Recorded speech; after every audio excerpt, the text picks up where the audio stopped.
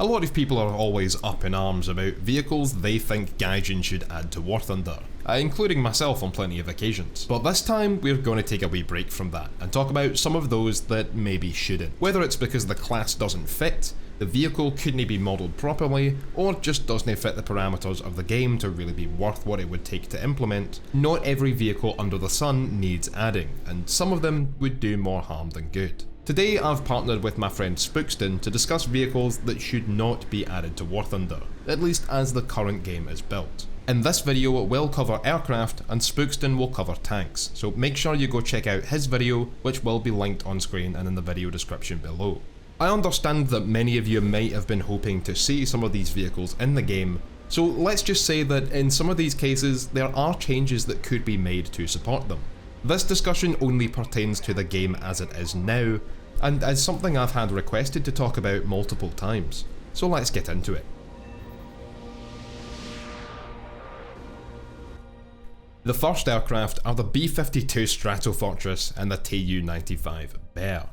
Both produced in the 50s, these massive strategic heavy bombers could fly close to 1,000 km per hour and carried massive bomb loads. Looking at the B-52, its bomb load is over 60,000 pounds, 3 times that of the B-29. The B-52 was also one of the first aircraft to use flare countermeasures, and travelling as fast as it does with such a huge bomb load would necessitate a BR of 9.0+. The problem with such an aircraft though is the same as that of light strategic bombers in general. They were designed to never be intercepted. I could make an entire video just on this topic, but to boil it down, bombers at lower ranks like the Heinkel 177, B-25, Year 2 or Lancaster were designed to be able to combat the aircraft that would be able to intercept them directly, able to shoot back with defensive gunners. These two aircraft, however, are completely different. They are by definition non-combatant aircraft, and were practically sitting ducks if they did get intercepted. Both were equipped with defensive tail turrets, and as I said did use flares and chaff, but their primary method of survival was to never be engaged at all. That's how they were used and why they were even usable. In War Thunder, this creates massive problems, because if you give them the ability to be used in this way, players can easily abuse it, climbing up to massive altitudes and sitting there AFK for entire games. You can't even detect them with radars or blind hunt orders at more than 35 km, so it basically becomes a game of guess where the bomber is hiding. This is extremely irritating to play against, so adding aircraft that do this to a whole other level is not something we really want. Fighter pilots who've just beaten the enemy team through skill and teamwork don't then want to spend 15 minutes climbing to deal with the lone bomber who's been AFK since he bombed his first base. It's nae enjoyable for anyone. It also creates imbalances in the number of fighters in a match, putting whichever team has more bombers on it at an enormous disadvantage through no fault of their own. So while some more bombers could fit into the game, like the B-66 or Tu-16, these two massive icons shouldn't be among them. They'd either be nothing but cannon fodder or completely uncounterable. Such aircraft have no middle ground. Next on the list is the Messerschmitt 262 HG series. This was a collection of upgrade proposals to increase the speed of the existing 262, none of which entered mass production.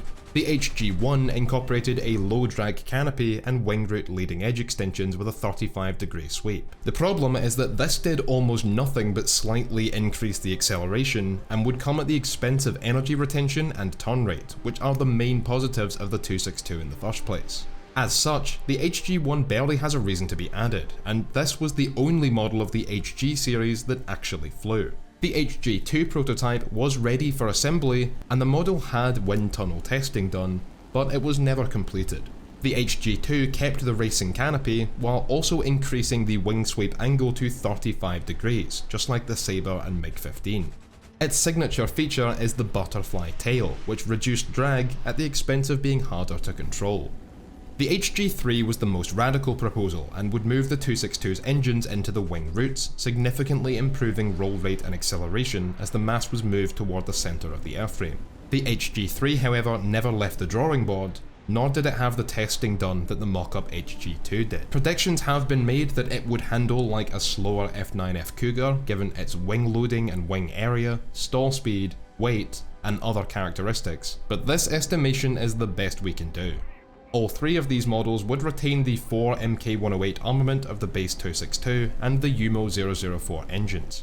In my opinion, none of them should be added. As I said, the HG1 doesn't really make enough of a difference to warrant adding, while as a pure paper design, the HG3 won't even be considered by Gaijin now anyway. The only one that could fit would be the HG2, but given the sources Gaijin require to bug report a vehicle's performance, sources that don't exist for this aircraft, any performance characteristics could basically never be corrected.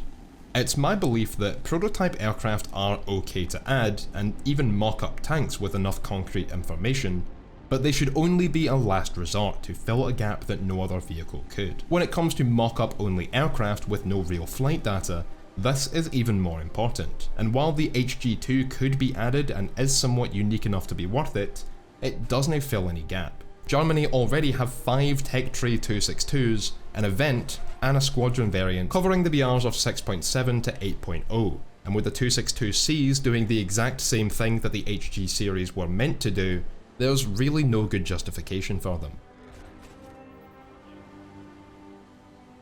Next up we have the OH-1 Ninja, which is a Japanese scout helicopter designed in the 1990s. With no offensive weapons of any kind outside of the Manpads missiles fired by the Type 93, and not even a gun, it's hard to see this helicopter fitting into War Thunder. This is unfortunate, as the OH-1 is the only domestically Japanese helicopter the tree could ever get, but it has no place being in game. The Type 91 SAMs are extremely unreliable, and no other weapons were ever fitted to it, just a proposal for an attack variant which lost out to the Apache. A lot of players have suggested giving helicopters the scouting ability, which I could possibly get behind, but what would gameplay in the OH-1 even look like? Sitting by a hill trying to scout every tank you could before someone spawned in an aircraft and you tried to kill them with your missiles? Trying to kill Hueys and Mi-4s with them in Heli EC? All in all, it sounds pretty rubbish to me, and would just be in my way of actual useful helicopters in the tree. This next aircraft I guarantee will piss off some people, but the OV-10 Bronco was an observation and light attack aircraft from the Vietnam War era. Used right into the 90s, the OV-10 was capable of carrying bombs, rockets, multiple different kinds of gun pods, and was equipped with 4 7.62mm machine guns. Its main role was as a recon platform and forward observer for things like artillery, but it also proved successful in the close air support and counterinsurgency roles. The problem here is that the Bronco was an extremely slow aircraft, barely pushing 400 kph in a straight line. That's the speed of some rank 1s. Carrying capacity was up to 4 500-pound Mark 82 bombs and a single Mark 83 on the centre pylon, but the OV-10 could also carry FFAR or Zuni rocket pods, and the option of a 20mm cannon, the same gun pod used by the A4 Skyhawk. If that weren't enough, the US Marine Corps variant even mounted sidewinders. Because of that, where would you even put this vehicle? It's so modern that it would just anger players at a BR of say 3.7, even if it were balanced there. But the more weapons you give it to justify higher BRs, the worse it gets. When it comes to something like the A10 Warthog, which has a similar problem, though the A10 can hit 700 kph, you at least have the justification of some pretty insane weaponry. Late Mavericks, guided bombs, the 30mm cannon, sidewinders for self-defense, etc. It fits at top-end BRs on that alone without its flight performance even mattering. With the OV-10 however, your best weapons load is about the same as that of a P-47, and while it boasts extreme manoeuvrability, its poor speed just means that no matter where you put it, it doesn't fit. Tank tech trees do have many post-war vehicles, such as the BTR-152 or ABR, the new Swedish AA, and even the R3T20 from the 1980s, in amongst some early war tanks. But a large number of players despise this. Air trees are as of yet unaffected by this, and for that reason, I don't think the OV-10 should be introduced. Like with the 262s, I think this type of aircraft should only be added when necessary, but the US have an abundance of CAS aircraft at every tier. The Su-9 and Su-11. Wait, what? These aircraft are already in-game, Koala? These, however, are the 1946 fighter prototypes, influenced by the design of the 262. The aircraft I'm talking about, however, are the 1960s Interceptors, similar in design to the early MiG-21s. The problem here is that these aircraft had no guns, only very basic air-to-air missiles meant specifically for shooting down bombers. Imagine taking the gun of the early MiG-21s away and expecting them to be played just with their R3S missiles. Well, the 4 missiles of the Su-9 were worse. These were beam-riding missiles similar to the fire flashes carried by the Swift F-7, though the Russian K-5s were longer range but less manoeuvrable. Ironically, they'd actually be good at shooting down the B-52, as the beam-riding missiles could be aimed directly at the wings in order to do more damage. In War Thunder, these missiles would only be any good against players who take full commit head-ons, and the aircraft would be absolutely useless in a 1v1 or any kind of dogfight. That's enough reason for me at least to say that it doesn't work, at least not without significant changes to air battles. The Sea Vixen was added as a missile-only fighter a while back, but its red top missiles are much better and its performance much lower, allowing for a lower BR. The Su-11 had improved performance and new missiles in the K-8, which came in radar or IR guided forms, and the Su-11 carried 2 of them, typically 1 of each. These missiles weren't as bad, with similar performance to the existing R3S and R3R, but that's still not good enough for War Thunder, especially outside of Sim where players are much more aware. You would be able to use the radar homing K8s in head-ons like you can the R3Rs or the MiG-21 SMT in BIS, but the Su-11's radar was much worse, and unlike them, you don't have R60s or a gun to back you up. I've seen a suggestion post detailing the Su-11 for War Thunder, where it's quoted as being able to carry the improved R8M or R98 missiles, and 4 of them. But as far as I've been able to find, this is untrue. The R98s wouldn't be carried until the Su-15, which had a radar they were compatible with, and this jet also carried R60s and guns. And the fuselage pylons of the Su-11 were never wired for missiles, only drop tanks. The same post also claims that the Su-11 could mount gun pods, but I've never seen anything to suggest this outside an article which shows no images and lists no sources. This same problem also prevents the addition of the MiG-21 PF, the main variant of the Vietnam War, which carried only 2 R3S missiles, as well as the American F-102 Delta Dagger, which carried only AIM-4 Falcons. Even the Cambras, Valtors, Buccaneers, or IL-28s you'd find would have no trouble dodging any of these, and given that these aircraft all share performance that would necessitate BRs of 9.3 upwards, they can't really work.